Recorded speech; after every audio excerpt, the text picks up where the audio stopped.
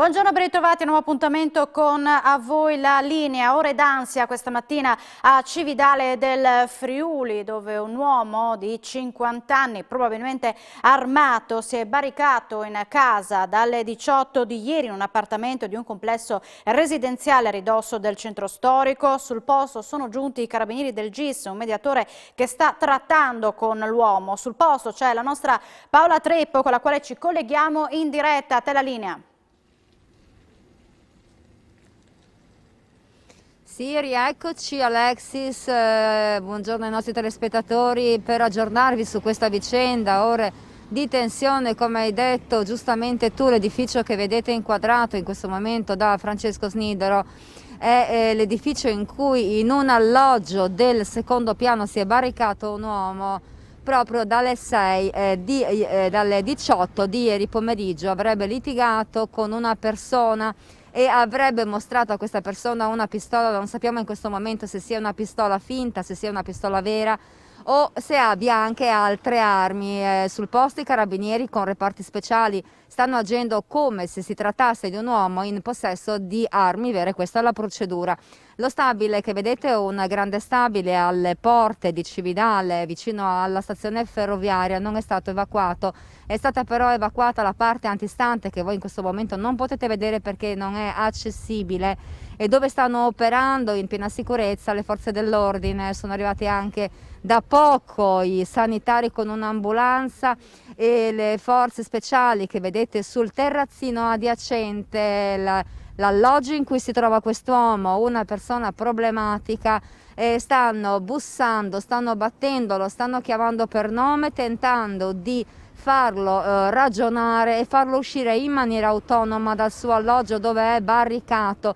Che cosa sappiamo di questa persona? Una persona che parlando con i vicini di casa, con le persone che abitano in questa zona, la vedete molto popolosa, anche per questo c'è la massima attenzione. È una persona che ha creato diversi problemi, diverse le denunce che sono state sporte dalle persone del posto, perché diverse volte avrebbe staccato la corrente, avrebbe creato dei problemi, avrebbe provocato insomma danni, imbrattamenti. Una persona con problemi comportamentali che non ha voluto farsi aiutare, è stato più volte avvicinato anche dagli stessi familiari. Non facciamo il suo nome, essendo una persona con fragilità piuttosto importanti. Si tratterebbe di una persona che ha anche la problematica della, diciamo che è un accumulatore seriale, quindi all'interno dell'appartamento ma anche sulla stessa terrazza dove stanno operando in questo momento i carabinieri. Ci sono tantissimi oggetti. I vigili del fuoco hanno staccato precauzionalmente le reti che alimentano la sua abitazione. Il suo appartamento non è provvisto di corrente elettrica. Questo è da verificare naturalmente, quello che ci dicono i vicini di casa, quindi la sera per avere un po' di luce attaccano lo scotch sull'interruttore e la mattina lo stacca, quindi c'è anche una problematica di questo tipo. È stata comunque disalimentata l'utenza del gas per evitare eventuali problemi di sicurezza, soprattutto per le persone che vivono appunto nella struttura. Per adesso l'uomo è ancora all'interno. Per altri aggiornamenti Alexis ti richiederò la linea e da qui da Cividale intanto te la restituisco. Assolutamente sì, grazie alla nostra Paola Treppo in diretta con Francesco Snidero da Cividale del Friuli. Ora ci spostiamo a Udine perché questa sera alle 18 ripartirà Udine sotto le stelle. L'iniziativa durerà tutto il weekend in via sperimentale e servirà anche a testare la disciplina dei cittadini, a dirlo il primo cittadino Pietro Fontanini. Sindaco, alle 18 parte Udine sotto le stelle, ha un invito da fare ai cittadini. L'invito è di essere prudenti, di frequentare i locali perché hanno bisogno di lavorare, sono stati chiusi per tanto tempo e speriamo che il tempo regga. Adesso c'è il sole, però stasera non so se sia, perché è chiaro che se siamo all'aperto e se c'è la pioggia tutto deve essere fermato.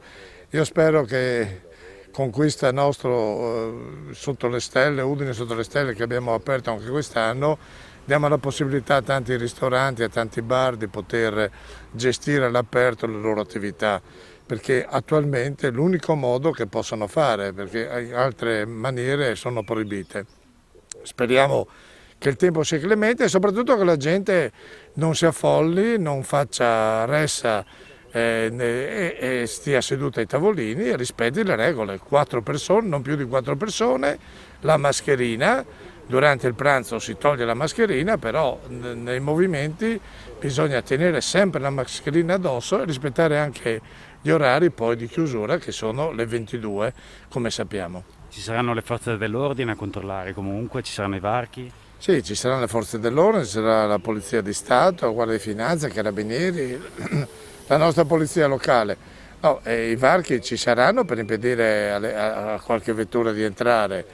Per quanto riguarda il controllo scatterà quando il numero delle persone supera quella che è la sicurezza per quanto riguarda l'affollamento tra individui. Teme un po' questo primo weekend di festeggiamenti? No, non penso, anche perché le condizioni atmosferiche, le previsioni non sono delle migliori, quindi non penso che ci sarà un afflusso di tanta gente, anche perché molti magari preferiscono andare in montagna, al mare, c'è la possibilità di muoversi su tutto il territorio regionale, quindi non penso che verranno tutti a Udine a frequentare i nostri locali. Con cosa brinderà il sindaco questa sera? Il sindaco brinderà stasera con una buona ribolla gialla, che è un vino nostro del Friuli, a cui siamo molto legati e spero che porti fortuna, ma soprattutto che dia speranza a tanti ristoratori che hanno bisogno di lavorare. La manifattura deve essere il volano della ripartenza, così come è stato dopo il terremoto. Parole di Anna Mareschi Danieli, presidente di Confindustria Udine, che ha concluso ieri la tappa udinese di Top 500, il tour virtuale organizzato dal gruppo CEDI e da Nord-Est Economia. Sentiamo le sue parole. L'evento Top 500 è sempre occasione per guardare quanto si è fatto, ma soprattutto ragionare in termini di prospettiva. La manifattura è sempre più centrale per il Friuli Venezia Giulia e in questo senso il ruolo di Udine è sempre più importante. Sì, diciamo che la manifattura è stata fondamentale nella crisi precedente, è fondamentale in questa crisi. Già se torniamo indietro al tempo del terremoto è stata fondamentale per la ricostruzione, quindi si riconferma per l'ennesima volta, se mai avessimo avuto necessità di confermarlo, che è il vero motore a propulsione che porta avanti l'intero paese. Il Friuli Venezia Giulia è fondamentale per l'Italia perché riesce ad avere delle performance sempre migliori di quella che è la media.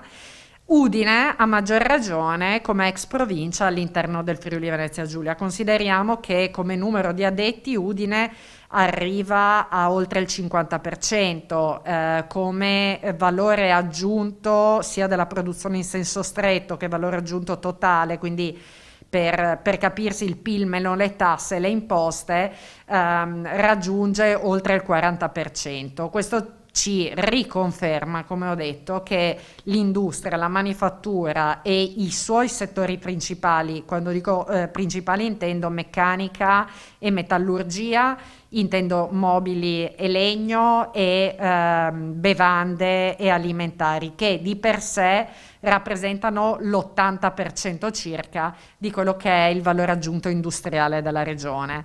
Quindi Udine sì, Udine all'interno del sistema territoriale Friuli Venezia Giulia, all'interno del paese Italia, all'interno del sistema Europa.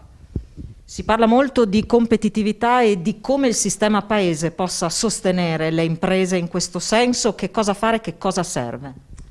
Servono moltissime cose e purtroppo servono da sempre, perché se ci mettiamo a ribadire ciò di cui il Paese ha bisogno, ci accorgiamo che sono circa 20 anni che parliamo delle stesse cose. A cosa mi riferisco? Mi riferisco al svecchiamento della pubblica amministrazione, al problema della semplificazione della burocrazia, alla giustizia che non ci dà una certezza di diritto e nella quale non c'è efficienza per quanto riguarda i tribunali, indipendentemente poi da quella che è la competenza dei magistrati, sui quali ho ben poco da dire. Parlo di famiglia, centralità della famiglia che ormai è trasparente per quanto riguarda il nostro paese, digitalizzazione, siamo gli ultimi in Europa, infrastrutture obsolete che non ci permettono di presentarci a livello internazionale, a livello globale, colmando quel gap competitivo che ci lascia indietro e che non ci permette di mettere a terra tutta la potenzialità del nostro sistema manifatturiero. Parliamo anche di sanità a questo punto, che ha subito dei tagli incredibili negli ultimi decenni e che ci ha dimostrato proprio in questi ultimi mesi cosa questo possa voler dire, perché non crediamo che questa crisi sia un qualcosa di isolato. Il Covid è la risultante di determinati comportamenti e di determinate politiche degli ultimi 40 anni. Quindi o noi ci rendiamo conto che abbiamo la necessità di cambiare, oppure evidentemente tutte le riforme che andremo a fare non andranno ad intaccare quelle basi strategiche necessarie per far crescere il Paese. C'è una partita molto importante che l'Italia deve giocare con tutti i suoi territori, sono i fondi europei, 248 miliardi da far fruttare sul territorio. Le regioni hanno chiesto di essere protagoniste in questo percorso, i territori che sanno di cosa hanno bisogno. Ecco, come vede questa sfida? Sono d'accordo, non si può dimenticare le peculiarità locali quando si va a fare un discorso di insieme così importante che riguarda proprio il futuro del nostro paese. Localmente si sa di cosa c'è bisogno, dopodiché è ovvio che a livello nazionale bisogna essere capaci di prendere tutti questi progetti, di verificare l'integrazione fra di loro e di verificare il coordinamento degli stessi per ottenere l'obiettivo comune che è quello della crescita.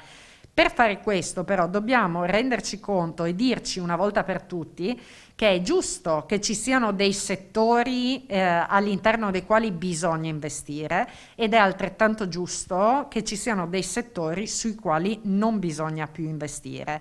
E questo senza però dimenticarsi delle politiche sociali a supporto del lavoro, ma non a supporto del singolo posto di lavoro, perché in certi casi davvero bisogna lasciare andare. Se quel sistema, se quel settore, se quell'investimento specifico non fosse in grado di cogliere l'effetto volano di cui abbiamo bisogno per poter crescere. E tra una piccola pausa per la pubblicità ci ritroviamo tra poco, da voi la linea.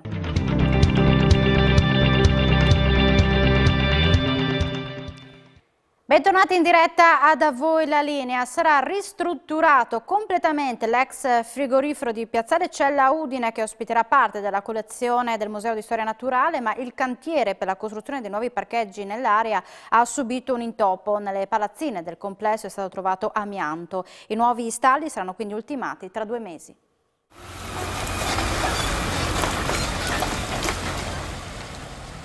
Fra 2 mesi forse verrà riconsegnata questa zona alla città e anche al Museo di Storia Naturale, un nuovo parcheggio a disposizione del quartiere. Sì, un parcheggio di 106 posti, più 2 per disabili, 108 posti, quindi viene riqualificato il quartiere facendo questo parcheggio, perché c'è il corso d'acqua, non dimentichiamoci, c'è la parte naturalistica che viene riqualificata del verde, tutti i sottoservizi, quindi praticamente la rete fognaria, la rete elettrica, l'illuminazione con die importanti, soprattutto guardare anche le funzioni che avrà, che non sarà solo a servizio del museo ma per la città e quindi per il quartiere.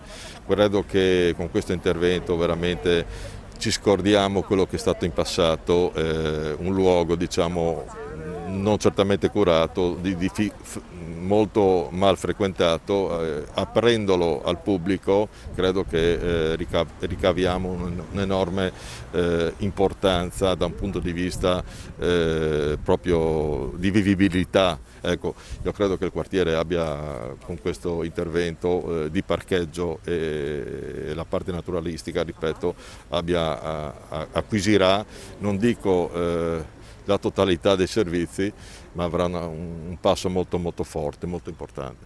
I ritardi da cosa sono dovuti invece? Ma il progetto è stato un attimo rivisto perché durante le prime fasi nei sottoservizi c'era un po' di tutto dentro, no? Non erano, le reti erano diverse da quelle che erano segnalate perché molto antiche.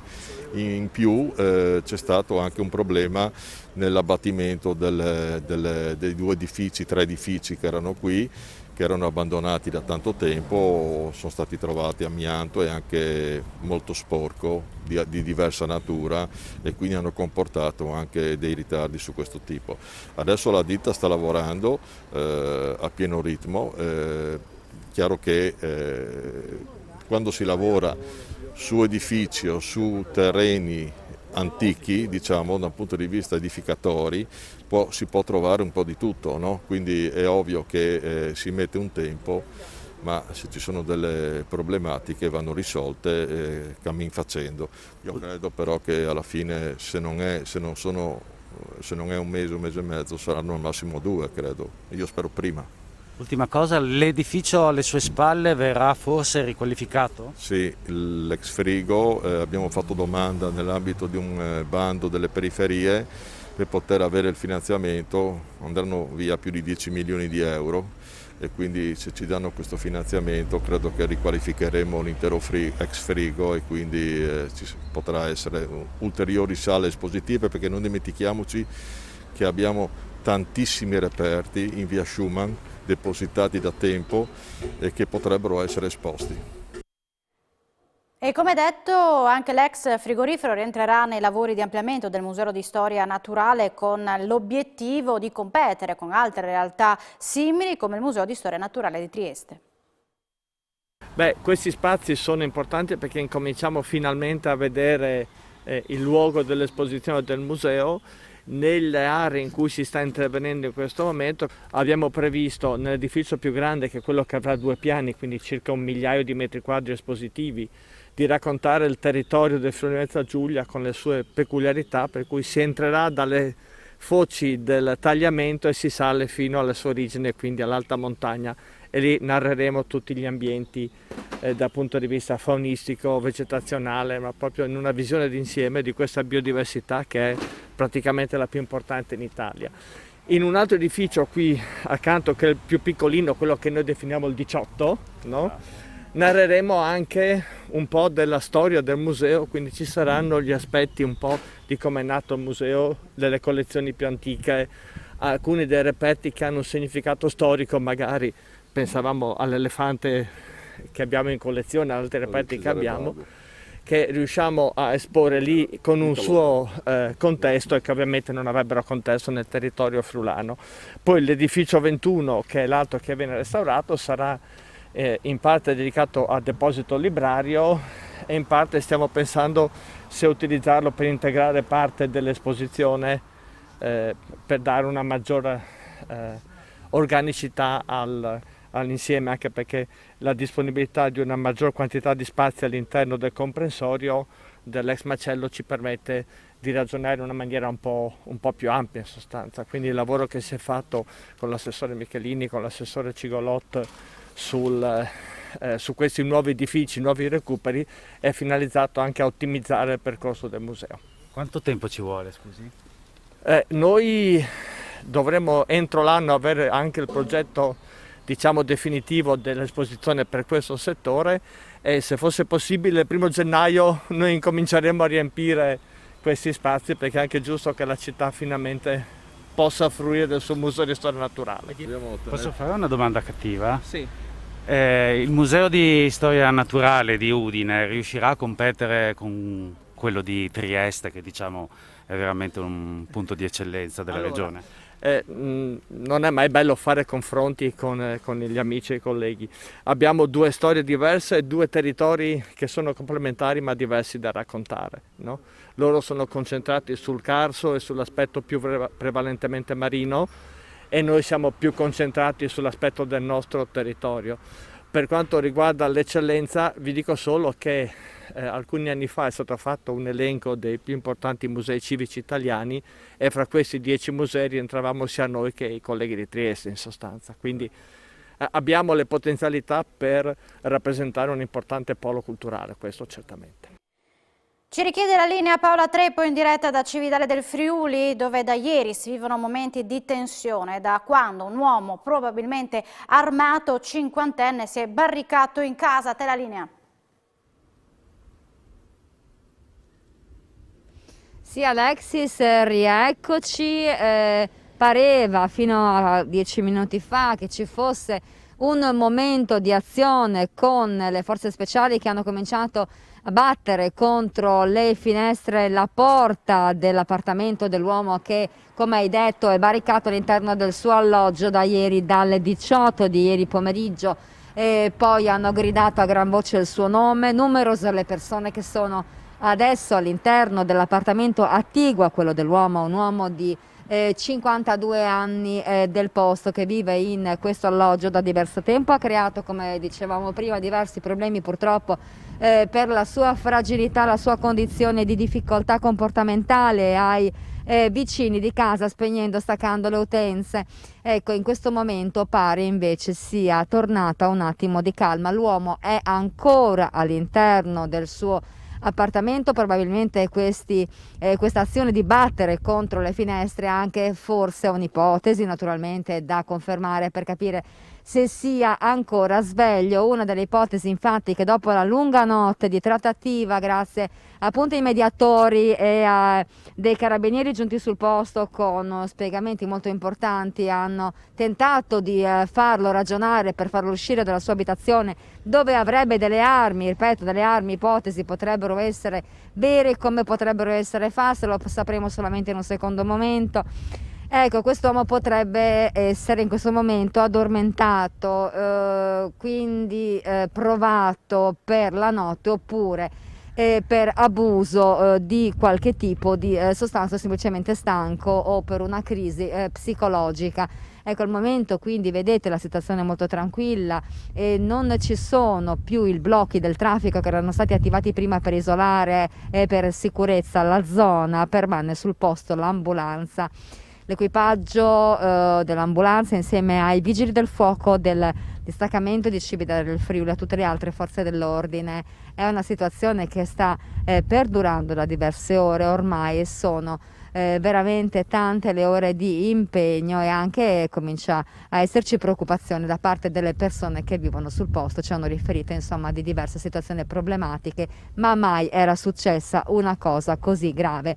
E per adesso Alexis, vedo arrivare adesso delle altre macchine dei carabinieri, ma insomma ci sono almeno una decina di mezzi dei militari dell'Arma. Per adesso è tutto, la situazione, ripeto, è tranquilla e non ci sono novità. Nel caso ci siano delle novità eclatanti e l'uomo venga portato all'esterno di questa sua abitazione, ti richiederemo la linea, altrimenti vi rimandiamo al collegamento in diretta del nostro TG pomeridiano delle 16:30. E qui di nuovo da Cividale del Friuli, Alexis, ti restituisco la linea. Grazie a te Paola Treppo, assieme a Francesco Snidero, per questo collegamento in diretta da Cividale del Friuli. Noi ora siamo in chiusura, ma vi ricordo ritorneremo in diretta con l'edizione delle 16:30. Buona giornata con Telefriuli.